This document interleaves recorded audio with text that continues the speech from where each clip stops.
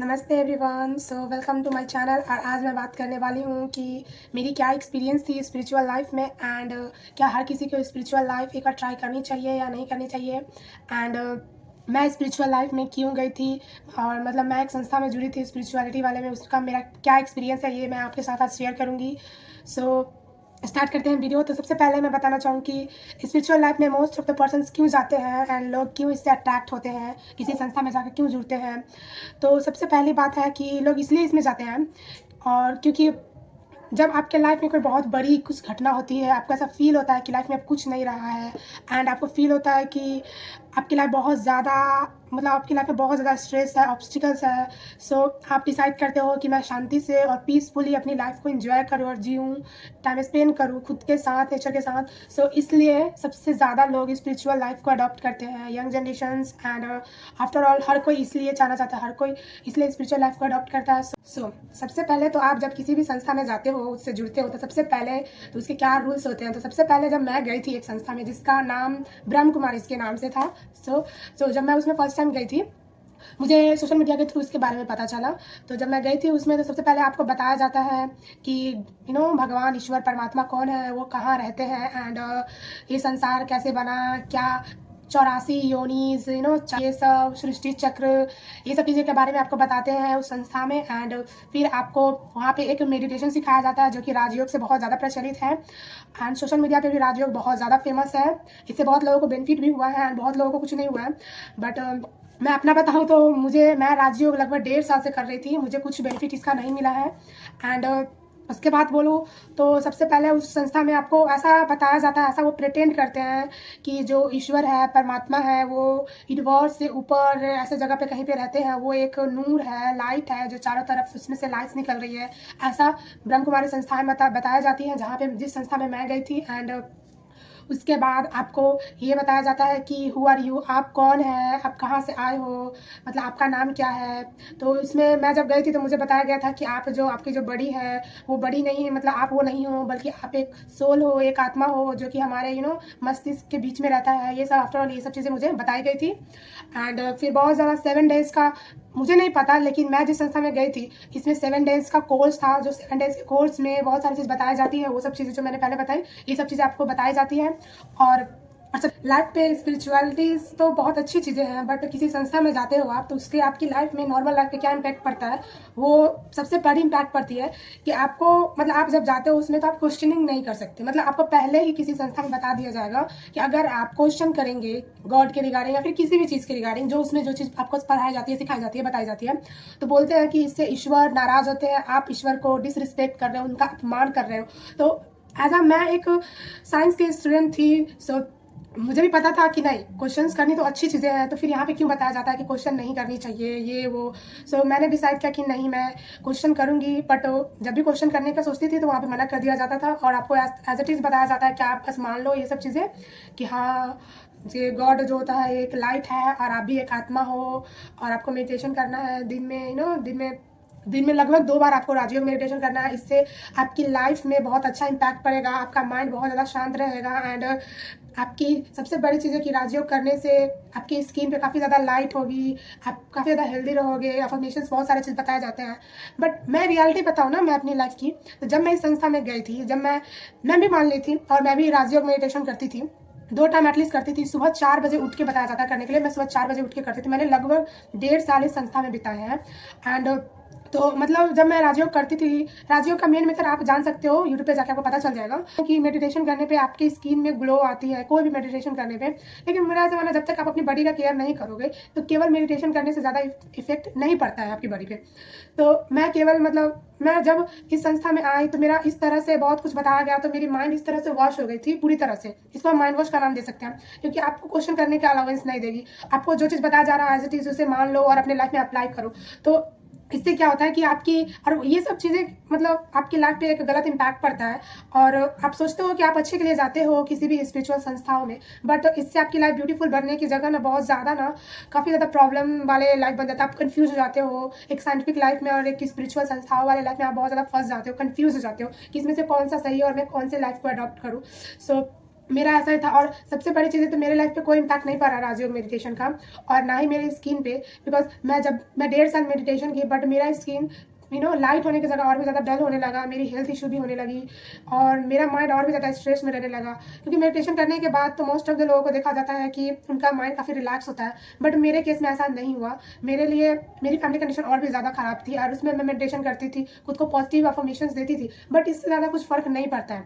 थोड़ी सी 1% या -1% आप चांस दे सकते हो कि थोड़ी सी इम्पैक्ट करती है, बट ज़्यादा इसका आपके लाइफ पे बहुत अच्छा इम्पैक्ट नहीं पड़ता है। सो मुझे ऐसा लगता है कि स्पिरिचुअल लाइफ हर किसी के लिए सूटेबल नहीं है, और मेरी एक्सपीरियंस है कि मुझे इसका बहुत ही बेनिफिट नहीं हुआ है। इसका मुझे डिसएडवांटेज ही मैं देखूँ तो इसका मुझे बेनिफिट की जगह मुझे इसका गलत इम्पैक्ट पड़ा मेरे लाइफ पे, और मैं कहीं ना कहीं अपने लाइफ में खुद को खो चुकी थी, और मुझे ऐसा फील होता था कि लाइफ में कुछ नहीं है। और एक टाइम तो मैं बताऊँ ऑनेस्टली, तो एक टाइम तो ऐसा आ जाता है जब आप किसी संस्था में जाते हो तो आपको ऐसा फील होता है कि संसार में कुछ नहीं है, पूरा संसार ही एक मोह माया है, और आपको ऐसा फील होता है कि अब मैं सब चीज़ त्याग के, मोह माया सारे चीज़ त्याग के, घर परिवार हर एक चीज़ त्याग के, और मैं इस संस्था में जाके रहने लगूँ, वहाँ पे जाके लोगों की सेवा करने लगूँ, परमात्मा मेडिटेशन करूँ, परमात्मा से मिलूँ, ईश्वर से साधना करूँ, ये सब आप सोचने लगते हो।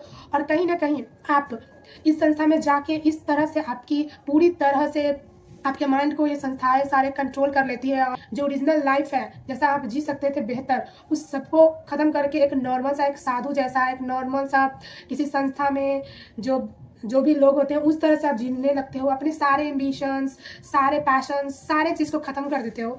तो अगर मैं अपनी एक्सपीरियंस बताऊं तो स्पिरिचुअल लाइफ यंग जनरेशन के लिए तो बिल्कुल भी नहीं है, जो अपनी लाइफ में बहुत कुछ अचीव करना चाहता है, बहुत कुछ करना चाहते हैं, एंड उनके अंदर बहुत ज़्यादा एम्बिशन है, पैशन है लाइफ को एक बेहतर तरीके से जीने की, बहुत कुछ करने की। तो मुझे ऐसा मानना है कि किसी भी संस्था में या फिर स्पिरिचुअल वाले जो भी चीज़ें होती है उस चीज़ से आप दूरी रहे। यंग जनरेशन को मैं यही बोलूँगी, मैं भी अभी यंग हूँ, मैं खुद को बहुत ज़्यादा समझाए, मैं बहुत खुद से क्वेश्चन की क्या ये जो संस्थाएं बता जाती है वो क्या रियलिटी में सच है या झूठ। वो मुझे बाद में क्लैरिटी हुआ जब मैं क्वेश्चन करना स्टार्ट की खुद के साथ है, और बहुत ज़्यादा यूट्यूब वीडियो, बहुत सारे सेशंस देखती थी, क्या क्या सच में स्पिरिचुअलिटी क्या होती है, क्या मेडिटेशन सच में काम करता है, जो भी है, क्या जो भी जितनी सारी चीज़ें बताई जाती है उस सब चीज़ के बारे में आप सर्च करके मैं बहुत ज़्यादा क्वेश्चन की। फिर मेरा डाउट क्लियर हुआ कि नहीं, ऐसे लाइफ नहीं चल सकती है। आप सोचो कि इस तरह से लाइफ को अपना व्यतीत कर दो तो आप ज़िंदगी वन टाइम ही मिलती है, और आप सोचो कि अपनी लाइफ इस तरह से खत्म कर दो तो फिर आप कुछ अचीव नहीं कर पाओगे अपने लाइफ में, और सब चीज़ खत्म हो जाएगा। पर टाइम तो ऐसा आया था कि सच में मैं डिसाइड कर ली थी कि मैं अपना परिवार को छोड़ दूंगी, मेरी एम्बिशंस, मेरी पैशंस, मैं सबको कंप्रोमाइज़ करने के लिए रेडी हो चुकी थी, और मैं उस संस्था में जाकर जुड़ने वाली थी। लेकिन इन द एंड मुझे रियलाइज़ हुआ जब मैं अपनी मदर को देखी। मेरी मम्मी की कंडीशन इतनी ख़राब थी, मेरी मम्मी को डिजीज़ है, तब मुझे ऐसा फील हुआ कि अगर मैं उस संस्था में चली जाऊंगी तो फिर मेरी मदर का क्या होगा। अगर मैं कोई भी जॉब करती हूँ उनके पास, उसके बाद मैं अपनी मदर को हेल्प कर सकती हूँ, उनको ट्रीटमेंट करा सकती हूँ, वो ठीक हो सकती है और हमारे लिए बहुत ब्यूटीफुल बन सकती है। लेकिन अगर मैं सब चीज़ को छोड़ छाड़ के किसी संस्था में जाके रहने लगूँ तो फिर मेरी मदर का क्या होगा, मेरे परिवार का क्या होगा, एंड फिर कुछ भी चेंजेस नहीं होगी, कुछ बेहतर नहीं बनेगा मेरा लाइफ में। और देखा जाए तो एक तरह कि आप अपने लाइफ में गिव अप कर दिए, आपकी लाइफ में जो प्रॉब्लम आई उससे आप हार मान लिए, आप उस प्रॉब्लम को फेस नहीं कर पाए, ऐसा ऐसा ऐसा फील होता है। तो मुझे भी उस टाइम ऐसा ही फील हुआ कि मैं अपने लाइफ में गिव अप कर रही हूँ। सो मैंने डिसाइड किया कि नो, मैं कुछ नहीं करने वाली, अब मैं किसी भी संस्था में नहीं जाऊंगी, कोई स्पिरिचुअल लाइफ को फॉलो नहीं करूंगी, कोई कुछ भी नहीं। मैं नॉर्मल सी लाइफ जीना चाहती हूँ जो कि नॉर्मली लोग जीते हैं। आई नो कि मैं भी गॉड का बहुत रिस्पेक्ट करती हूँ, मैं भी पूजा करती हूँ, बट ऐसा नहीं कि आपको आपको सात्विक जैसा पूरा भोजन ग्रहण करना है, रोज सुबह 4 बजे उठ के मेडिटेशन करनी है, दिन में 2 टाइम, ये सारे चीज़ें, और हमेशा ऐसा बहुत सारे चीज़ें होती है स्पिरिचुअल लाइफ में जो कि आपको बहुत सारे लोग बताते हैं इसके बारे में, बहुत बड़े बड़े बाबा लोग होते हैं इस सब चीज़ के बारे में बताते हैं। लेकिन आप हर किसी का बायोडाटा जाके चेक कर सकते हो कि लोग क्यों स्पिरिचुअल लाइफ में गए, कोई क्यों संस्था में जाके जुड़ता है। हर किसी की अपनी लाइफ में प्रॉब्लम है, तो इसका मतलब ये नहीं होता है, इसका मतलब ये नहीं है कि आप उस प्रॉब्लम को फेस करने के बजाय आप किसी संस्था में जाके जुड़ जाओ या फिर किसी स्पिरिचुअल चीज़ को अपने लाइफ में अडॉप्ट कर लो। स्पिरिचुअल तो अच्छी है, बट लेकिन इतनी भी नहीं कि आप अपनी ओरिजिनलिटी और जो रियलिटी है उसको आप इग्नोर करो। क्या आप क्या हो, आप एक इंसान हो, ये आप कभी मत भूलो। सो मैं बस इतना ही बताना चाहूँगी सभी को कि कि ये मेरी एक्सपीरियंस थी स्पिरिचुअल लाइफ में। और अभी देखा जाए तो मैं अभी काफ़ी नॉर्मल लाइफ जीती हूँ और मैं अभी बहुत अच्छे से अपना काम करती हूँ, बहुत अच्छे से पढ़ाई करती हूँ और मेरी मम्मी की हेल्थ अभी काफ़ी अच्छी है, बेटर है। एंड काफ़ी अच्छा फ़ील होता है अब मैं नॉर्मल सा एक्सरसाइज मेडिटेशन भी करती हूँ, मैं पूजा-वूजा भी कभी सम टाइम करती हूँ। मैं एज़ अ नॉर्मल लाइफ़ जीती हूँ, तो मुझे बहुत अच्छा एंड बहुत रिलैक्स फ़ील होता है। सो किसी भी ज़ोर-ज़बरदस्ती के या फिर किसी को चीज़ को देख के आप इन्फ्लुएंस होके कभी भी स्पिरिचुअल लाइफ़ या फिर किसी संस्था में आप ना जुड़े, किसी को भी देख के। सबसे पहले आप अपने माइंड का यूज़ करो और सबसे बड़ी चीज़ है क्वेश्चन करने से कभी भी हेजिटेट ना करें। अगर कोई चीज़ आपको समझ में नहीं आ रही है, कहीं पे आपको ऐसा डाउट हो रहा है, तो आप ज़रूर से ज़रूर क्वेश्चन पूछें। कहीं पे भी अगर आप जाते हैं ऐसी संस्थाएं में, तो प्लीज़ क्वेश्चन ज़रूर करें। लिटरली उनके पास क्वेश्चन का आंसर नहीं होता है, वो आपको बस यही बोलेंगे कि क्वेश्चन कर रहे हो आप, यानी कि आप परमात्मा की नाफरमानी कर रहे हो, उनका डिसरिस्पेक्ट कर रहे हो। यही सब चीज़ें वहाँ पे बताई जाती है मोस्ट ऑफ द संस्थाएं में। सो आज के वीडियो के लिए बस इतना ही। सो आप लोगों को अगर ये वीडियो थोड़ा भी समझ में आया हो और कुछ बेनिफिशियल लगा हो ये वीडियो, सो प्लीज़ मेरे वीडियो को ज़रूर आप सब्सक्राइब करना। एंड सो वीडियो देखने के लिए आप सभी का बहुत बहुत धन्यवाद। Thank you so